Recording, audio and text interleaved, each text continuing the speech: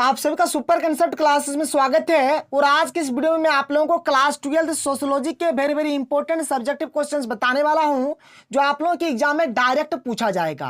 और यहां पर हमारा जो आंसर होने वाला है बहुत ही आसान भाषा में होगा।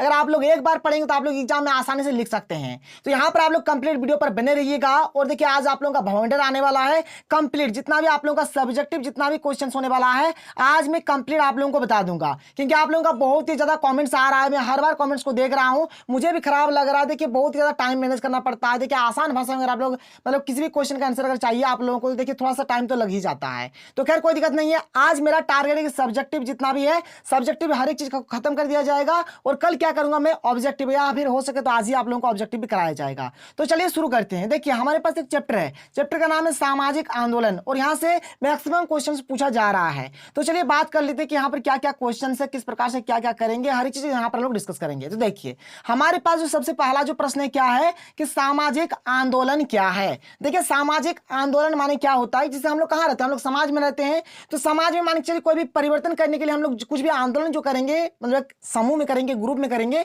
तो जो भी आंदोलन होगा उसी को बोला जाएगा सामाजिक आंदोलन। बात को समझ लीजिए फिर से और एक बार। हम लोग कहाँ रहते हैं, तो हम लोग एक समाज में रहते हैं। और समाज में हमें परिवर्तन करने के लिए क्या करते हैं, हम लोग समूह बनाकर आंदोलन जो करते हैं उसी को बोला जाता है सामाजिक आंदोलन। देख लीजिए मैंने लिख दिया है कि जब सामाजिक परिवर्तन करने के लिए सामूहिक प्रयास किया जाता है तो उसे सामाजिक आंदोलन कहते हैं। सामाजिक आंदोलन किसी संगठन द्वारा किया जाता है, चाहे वो औपचारिक हो या फिर अनौपचारिक हो।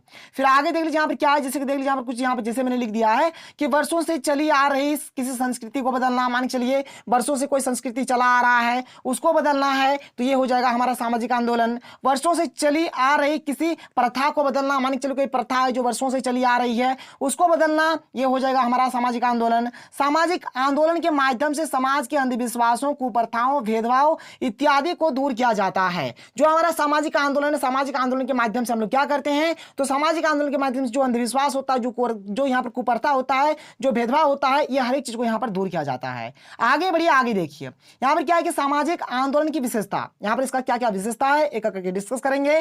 तो अभी मैंने आपको बता दिया। देखिए जो अगर प्रश्न आता है ना, सबसे पहले आप लोग लीजिए सामाजिक आंदोलन होता क्या है। तो सामाजिक आंदोलन माने क्या होता है कि जब सामाजिक परिवर्तन करने के लिए सामूहिक यानी कि समूह बनाकर, ग्रुप बनाकर जब प्रयास किया जाता है तो उसे को ही बोला जाता है सामाजिक आंदोलन। अब देखिए यहाँ पर इसका क्या क्या विशेषता है, तो मैंने आपको सबसे पहला बता दिया, थोड़ी देर पहले बताया। क्या बताया कि सामाजिक आंदोलन के माध्यम से समाज के अंधविश्वासों, कुप्रथाओं, भेदभाव इत्यादि को दूर किया जाता है। ये सब जो चीज है इसको दूर किया जाता है। तो देखिए हमारे पास जो अगला पॉइंट है क्या है, और यहाँ पर आपको एक ही तो प्रत्येक लिखना है, ठीक है। क्या है कि प्रत्येक सामाजिक आंदोलन का उद्देश्य किसी न किसी सामाजिक, यहां पर लिख दीजिएगा समस्या, क्या लिख दीजिएगा, समस्या, तो समस्या को सुलझाना होता है।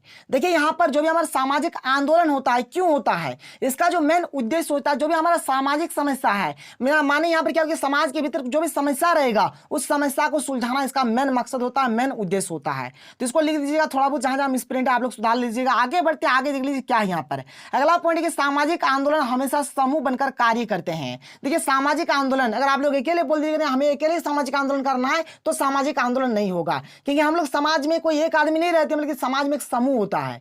तो यहाँ पर क्या होगा, जब भी सामाजिक आंदोलन होता है समूह बनकर ये कार्य करता है। सामाजिक आंदोलन औपचारिक अथवा अनौपचारिक संगठन द्वारा संचालित किया जाता है। यहाँ पर ऑफिशियल या फिर अनऑफिशियल जो भी मतलब संगठन है, या फिर यहाँ पर ऑफिशियल या फिर अनऑफिशियल तरीके से इसको संचालित किया जाता है, आगे इसका मतलब किया जाता है। आगे बढ़िए, आगे क्या देख लीजिए यहाँ पर जो अगला प्रश्न है क्या है कि सामाजिक आंदोलनों के प्रकार बताइए, ठीक है। यहाँ पर प्रश्न ऐसे पूछा जा सकता है कि सामाजिक आंदोलनों के विभिन्न प्रकारों का वर्णन करें, जैसे कि सुधार आंदोलन, ये हमारा सामाजिक आंदोलन में आता है। जनजातीय आंदोलन, किसान आंदोलन, ये सब के सब क्या है, तो सामाजिक आंदोलन के अंतर्गत आते हैं। उसी प्रकार से क्या है, दलित आंदोलन, महिला आंदोलन, ये सब के सब इसी कैटेगरी में आते हैं। आप लोग को लिख देना है। अगर मान के चलिए अगर आपको परीक्षा में पूछ लिया जाए, आपसे क्या पूछ लिया जाए कि सामाजिक आंदोलन के प्रकार बताइए, तो सुधार आंदोलन, जनजातीय आंदोलन, किसान आंदोलन, ये सब के सब आप लोग बोल दीजिएगा। फिर यहाँ पर देखिए और क्या क्या लिखा हुआ है, दलित आंदोलन, महिला आंदोलन, ये सब के सब लिख दीजिएगा। हमारे पास जो अगला प्रश्न है सुपर डुपर हिट प्रश्न देख लीजिए क्या है कि किसान आंदोलन क्या है, प्रश्न ऐसे भी पूछा जा सकता है कि कृषक आंदोलन क्या है। प्रश्न ऐसे भी पूछा जा सकता है कि भारत में किसान आंदोलन के विकास पर प्रकाश डालें, या फिर प्रश्न ऐसे भी पूछा जा सकता है कि भारत में कृषक आंदोलन का संक्षिप्त इतिहास लिखें। देखिए आप लोगों को याद होगा मैंने इतिहास में जो पढ़ाया था ना, उसी चीज को मैंने यहाँ पर लिंक कर दिया ताकि आपको पढ़ने में याद करने में ज्यादा दिक्कत ना हो। आप लोग इतिहास का अगर आप लोग मेरा वीडियो देखे होंगे ना, जहां पर मैंने आपको चंपारण सत्याग्रह और खेड़ा आंदोलन बताया था, बिल्कुल वही चीज को यहाँ पर आपको A to Z हुआ आपको लिख देना है। तो देखिए सबसे पहले बात कर लेते हैं ये जो किसान आंदोलन है, किसान आंदोलन माने होता क्या है। तो यहाँ देखिए किसान के हित में जो आंदोलन होगा, किसान के हित में जो आंदोलन होगा इसी को बोला जाएगा किसान आंदोलन। एकदम भाषा सिंपल, आप लोग एक बार में समझ जाएंगे। देख लीजिए क्या है कि किसान के हित में किए गए आंदोलन को किसान आंदोलन कहते हैं। यहाँ पर कुछ प्रमुख किसान आंदोलन जैसे कि चंपारण सत्याग्रह मैंने आपको इतिहास में पढ़ा दिया था, बिल्कुल वही वाला है, हुबहू वही वाला है एकदम, मैंने वहां से कॉपी करके यहाँ पर पेस्ट कर दिया है। देख लीजिए क्या है, तो जो हमारे चंपारण सत्याग्रह है, चंपारण सत्याग्रह 1917 में हुआ था। चंपारण बिहार राज्य में स्थित है। एक्चुअल में हुआ क्या था कि बिहार के चंपारण में 3 कठिया प्रथा प्रचलित थी, जिसके अंतर्गत किसानों को अपनी 3/20 भाग भूमि में नील की खेती करनी पड़ती थी। मैंने आपको समझा दिया था, यहाँ पर मैं आपको उतना ये वाला नहीं समझाऊंगा। देख लीजिए बात को समझ लीजिए। एक्चुअल में होता क्या था, बिहार का जो चंपारण था वहां पर 3 कठिया पद्धति चलता था, मैंने 20 भाग में 3 भाग नील का खेती करना पड़ता था किसानों को। और वहां पर जो नील का खेती होता है कि पहला बात, नील का खेती होने से खेत का जो उपजाऊ शक्ति होता है वो कम हो जाता है। और साथ ही साथ यहाँ पर अंग्रेज यानी कि जो ब्रिटिश सरकार जो भी यहाँ पर दाम तय करेंगे उसी दाम में किसानों को नील बेचना पड़ेगा। तो बस यहाँ पर वही चीज लिखा गया और मैंने आपको पढ़ा भी दिया था इतिहास में। तो वही चीज हो गया कि निर्धारित यहाँ पर क्या है, भाग भूमि में नील की खेती करनी पड़ती थी तथा उसे अंग्रेजों द्वारा निर्धारित सस्ते दामों पर बेचना पड़ता था। जैसा अंग्रेज दाम फिक्स करेंगे वही दाम पे हमें बेचना है। चंपारण की जनता ने गांधी जी को चंपारण आने का निमंत्रण दिया। गांधी जी ने चंपारण जाकर किसानों की दुर्दशा देखी। सरकार ने उन्हें चंपारण छोड़ने का आदेश दिया, लेकिन गांधी जी ने आदेश मानने से इनकार कर दिया। ठीक है, यहाँ पर ब्रिटिश सरकार क्या बोलता है गांधी जी को, तुम चंपारण छोड़ के चल जाओ, लेकिन गांधी जी नहीं जाता है, वो भी ढीठ आदमी है, मैं झुकेगा नहीं, साला वो झुका नहीं। ठीक है, तो सत्याग्रह के लिए तैयार हो गए और महात्मा गांधी यहाँ पर सत्याग्रह आंदोलन शुरू कर दिया। फिर क्या होता है, सरकार ने किसानों की दशा में सुधार हेतु एक जांच समिति बनाई तथा उसमें गांधी जी को भी शामिल किया गया। जांच समिति की अनुशंसा पर किसानों के पक्ष में सरकार द्वारा कदम उठाए गए। देखिए यहाँ पर मैंने स्पीड इसीलिए बोल दिया क्योंकि मैंने आपको इतिहास में चीज पढ़ाया था। आगे बढ़िए, आगे देखिए खेड़ा सत्याग्रह। खेड़ा सत्याग्रह भी किसान आंदोलन ही है कि यहाँ पर भी किसानों के लिए ही हुआ था। 1918 में हुआ था। गुजरात का, यहाँ पर गुजरात का एक खेड़ा जिला है, वहां पर हुआ था। गुजरात के खेड़ा जिला में क्या हुआ, खराब फसल के बावजूद वहां पर देखिए फसल खराब हो चुका था, फसल नष्ट हो चुका था, लेकिन फिर भी सरकार को टैक्स देना पड़ रहा था। इसी के चलते वहां पर ये जो आंदोलन हुआ था इसी को बोला जाता है खेड़ा सत्याग्रह। ठीक है, तो मैंने लिख दिया, देख लीजिए कि गुजरात के खेड़ा जिला में खराब फसल के बावजूद किसानों से लगान यानी कि टैक्स यानी कि कर की मांग की गई। इससे किसानों में व्यापक तनाव ने जन्म लिया। गांधी जी ने सरदार वल्लभ भाई पटेल की सहायता से किसानों के दुख को दूर किया। अंततः सरकार ने सिर्फ उन्हीं किसानों से राजस्व की मांग की जो इसे देने में सक्षम थे। मतलब यहाँ पर लास्ट में क्या नियम बनाया गया कि यहाँ उन्हीं लोगों से टैक्स लिया जाएगा जो दे पाएंगे, बाद बाकी सभी से टैक्स नहीं लिया जाएगा। इन दोनों सत्याग्रहों में गांधी जी को व्यापक सफलता मिली। हुई भारत के विभिन्न भागों की परिस्थिति से अवगत हुए तथा उन्हें लगा कि भारत में सत्याग्रह का सफल प्रयोग किया जा सकता है। तो खैर यहाँ पर यही चीज लिखना जो मैंने आपको उधर पढ़ाया था, यहाँ पर आप लोग छाप दीजिए, आपका काम बन जाएगा क्योंकि सब के सब किसान आंदोलन है। फिर आगे देख लिया हमारा अगला जो क्या है, जनजातीय आंदोलन। जनजातीय आंदोलन अगर आप लोग इतिहास में अगर आप लोग संथाल विद्रोह पढ़े हैं तब तो सर आपका बल्ले बल्ले है। जो संथाल विद्रोह पढ़े हैं वही वाला यहाँ पर साड़ दीजिए, आपका काम बन जाएगा। देखिए सबसे पहले यहाँ पर आप लोग क्वेश्चन को पढ़ लीजिए क्या है कि जनजातीय आंदोलन क्या है, या फिर भारत में जनजातीय आंदोलन पर प्रकाश डालें, या फिर झारखंड आंदोलन के बारे में आप क्या जानते हैं, या फिर झारखंड आंदोलन का एक परिचय दें। देखिए बात सिंपल है, जनजातीय आंदोलन मैंने होगा क्या, बात को समझिए। देखिए जनजातीय समूह के लिए किए गए सामाजिक आंदोलन को जनजातीय आंदोलन कहा जाता है। जनजातीय समूह, हमारे झारखंड में जितने भी जनजातीय वर्ग के लोग हैं, जनजातीय समूह है, उनके हित में उनके लिए जो भी सामाजिक आंदोलन होगा उसी को जनजातीय आंदोलन कहा जाएगा। यहाँ पर जनजातीय आंदोलन के कुछ उदाहरण देख लीजिए, जैसे संथाल विद्रोह, बिरसा मुंडा आंदोलन, कोल और भूमिज विद्रोह, ताना भगत आंदोलन। तो यहाँ पर ये सब होता है हमारा क्या होता है, ये सब होता है हमारा जनजातीय विद्रोह। ठीक है, एक्चुअल में बोला जाए जनजातीय आंदोलन। ठीक है, और यहाँ पर देख लीजिए, यहाँ पर हम लोग क्या करेंगे, एक तो एग्जाम्पल के तौर पर थोड़ा इसको लंबा चौड़ा बढ़ाना है ना, तो थोड़ा बढ़ा देते हैं, एक एक करके थोड़ा सा डिस्कस कर लेते हैं। देख लीजिए संथाल विद्रोह, तो संथाल एक जनजाति है, इनका मुख्य व्यवसाय खेती था। संथाल विद्रोह 1855 में शुरू हुआ और 1856 तक इसका अंत हो गया। 1855 में ये शुरू हुआ था, 1856 तक इसका मतलब अंत हो गया। यह विद्रोह भागलपुर से लेकर राजमहल के पहाड़ियों तक फैली हुई थी। अंग्रेज हिंदुओं पर बहुत अत्याचार कर रहे थे और गरीबों का शोषण कर रहे थे, इसलिए संथाल विद्रोह हुआ। देखिए बात को समझिए, देखिए बात कितना सिंपल है। देखिए संथाल क्या है, संथाल एक जनजाति है, इसका जो मुख्य व्यवसाय था क्या था, खेती था। संथाल विद्रोह 1855 में शुरू हुआ, 1856 तक खत्म हो गया। ये जो विद्रोह ये भागलपुर से लेकर राजमहल की पहाड़ियों तक फैला हुआ था। एक्चुअल में संथाल विद्रोह होने का जो मतलब था क्या था कि यहाँ पर जो अंग्रेज थे वो हिंदुओं पर अत्याचार करते थे, गरीबों का शोषण करते थे, इसीलिए संथाल विद्रोह के जो प्रमुख नेता थे सिद्धू कान्हू चांद और भैरव थे, याद रखिएगा। आगे चलिए क्या है कि लगभग 1 साल तक संथाल विद्रोह चला और अंततः अंग्रेजों को संथालों की कुछ बातें माननी पड़ी। अंग्रेजों ने संथालों को उनकी जमीन वापस कर दी और संथालों को एक क्षेत्र दे दिया। इस तरह संथाल विद्रोह का अंत हो गया। देखिए ऐसे तो भाई 1 साल तक विद्रोह चला था, लड़ाई चला था, लड़ाई तो इतना जल्दी खत्म नहीं होता है। यहाँ पर तो बहुत सारा पॉइंट्स था, लेकिन मैंने यहाँ पर जो भी पॉइंट्स लिखा मैंने वही पॉइंट्स लिखा जो आपको पढ़ने में अच्छा लगे, जो आपका याद हो जाए, ताकि आप लोग एग्जाम में फाड़ के घर आ जाए। चलिए आगे चलिए अगला प्रश्न देख लेते हैं। अगला प्रश्न नहीं है एक्चुअल में, यहाँ पर आंदोलन है बिरसा मुंडा आंदोलन। ये भी हमारे एक जनजातीय आंदोलन है। क्या है, देखिए बिरसा मुंडा आंदोलन का नेतृत्व जो किया था खुद बिरसा मुंडा ने किया था। और ये जो बिरसा मुंडा आंदोलन है इसको उलगुलान के नाम से भी जाना जाता है। उलगुलान विद्रोह, उलगुलान आंदोलन जो भी बोलेंगे तो इसको उलगुलान के नाम से भी जाना जाता है। अगला हमारे पास जो प्रश्न है क्या है देख लीजिए, बहुत ही सुपर डुपर हिट प्रश्न है, एकदम 100% एग्जाम में आएगा कि पर्यावरण आंदोलन क्या है। देखिए पर्यावरण आंदोलन मैंने क्या होगी कि यहाँ पर पर्यावरण के लिए जो आंदोलन होगा, जैसे अभी आपको पता होगा कि अभी हमारे देश में या फिर पूरे विश्व का बात कर लीजिए ना, जिस प्रकार से देशों का विकास हो रहा है उसी प्रकार से पर्यावरण का एकदम अत्यधिक उपयोग किया जा रहा है। यहाँ पर प्रदूषण अधिक मात्रा में बढ़ रहा है। तो ये सब चीज को देखते हुए ताकि पर्यावरण हमारा बचा रहे, पर्यावरण का संतुलन बना रहे, पर्यावरण हमारा स्वच्छ रहे, हर एक चीज को देखते हुए जो आंदोलन हो रहा है इसी को बोला जाएगा पर्यावरण आंदोलन। देखिए मैंने क्या लिखा है कि वर्तमान समय में पूरे विश्व में विकास के नाम पर प्राकृतिक संसाधनों का उपयोग बहुत ही अधिक मात्रा में हो रहा है। अगर इसी प्रकार से संसाधनों का अगर उपयोग होता रहे ना तो वर्तमान पीढ़ी यानी कि जो अभी पीढ़ी चल रहा है, तो देखिए मैंने लिखा कि होता रहे तो वर्तमान पीढ़ी और आने वाली पीढ़ी के लिए समस्या उत्पन्न हो सकती है। लेकिन पर्यावरण को बचाने के लिए हमारे समाज में एक नया आंदोलन ने जन्म ले लिया है जिसे पर्यावरण आंदोलन कहते हैं। ठीक है, यहाँ पर जिसे लिखिएगा, जिसे पर्यावरण आंदोलन कहा जाता है। कोई प्रॉब्लम नहीं है, बात समझ में आ रहा है। मतलब यहाँ पर पर्यावरण को बचाने हेतु जो आंदोलन किया जा रहा है इसी को बोला जाएगा पर्यावरण आंदोलन। आगे बढ़ते हैं, अगला जो प्रश्न है देख लीजिए, मतलब यहाँ पर किसी भी तरह से पूछा जा सकता है। पर्यावरण आंदोलन में सरकार की भूमिका का वर्णन करें या फिर पर्यावरण संबंधी आंदोलन में भारत सरकार के योगदान का मूल्यांकन करें। कैसे भी प्रश्न पूछा जाए आपको यहाँ पर लिखना है। देखिए एक्चुअली में जो सरकार है, भारत सरकार है, पर्यावरण के हित में क्या क्या कर रहे हैं, क्या क्या कदम उठा रहे हैं, वही चीज आपको यहाँ पर बता देना। देखिए मैंने बहुत ही सिंपल तरीके से लिख दिया है। क्या है कि पर्यावरण आंदोलन में सरकार की भूमिका निम्न प्रकार से है। क्या क्या देखिए, तो सरकार यहाँ पर क्या कर रहे हैं, तो सरकार द्वारा वन्य जीवन सुरक्षा अधिनियम लागू किया गया। ठीक है, यहाँ पर एक नियम लागू किया गया है। वन संरक्षण, सरकार बोलते हैं कि वन का संरक्षण करो। वृक्ष रोपो, पेड़ पौधे अधिक से अधिक लगाओ। वर्षा जल संग्रहण करो। पर्यावरण वाहिनी का गठन हो रहा है। बहुत सारे प्रशिक्षण केंद्र बनाए गए ताकि समय समय पर प्रशिक्षण दिया जाए, लोगों को जागरूक किया जाए कि कैसे मतलब क्या हो रहा है। आगे क्या है कि प्रदूषण पर नियंत्रण के लिए सभी उद्योगों पर नजर रखा जा रहा है। यहाँ पर जितने भी फैक्ट्री है लगभग हर एक फैक्ट्री में नजर रखा जा रहा है। सरकार द्वारा बहुत सारे अंतर्राष्ट्रीय प्रयास भी किए जा रहे हैं, बहुत सारे अंतर्राष्ट्रीय प्रयास भी हो रहा है। सरकार द्वारा सन 2001 में ऊर्जा संरक्षण कानून बनाया गया। देखिए 2001 में ऊर्जा संरक्षण कानून भी बनाया गया था और सन 2001 में और एक काम हुआ है, प्रदूषण की रोकथाम के नियम भी बनाए गए। मतलब यहाँ पर प्रदूषण को रोकने का बहुत सारा नियम बनाया गया। भारत में बायोडीजल बनाने की योजना शुरू कर दी गई है। बायोडीजल बनाया जा रहा है।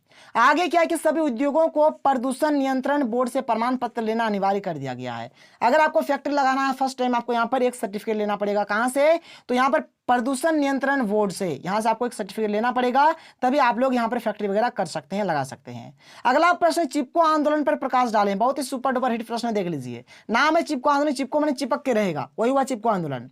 चिपको आंदोलन का नेतृत्व सुंदरलाल बहुगुणा ने किया। इस आंदोलन के समर्थक क्या करते थे, मतलब जो मतलब इस आंदोलन को मानते थे, जो कर रहे थे उस टाइम पे, जो इसका सपोर्ट कर रहे थे, वे सब लोग क्या करते थे, पेड़ काटने से लोगों को मना करते थे। बोलता था लोगों को, कह रहे बाबू पेड़ मत काटो। ठीक है, अगर नहीं सुनता था ना, अगर लोग इस बात को नहीं मानते थे तो चिपको आंदोलन के समर्थक पेड़ से चिपक जाते थे ताकि पेड़ काटा नहीं जा सके।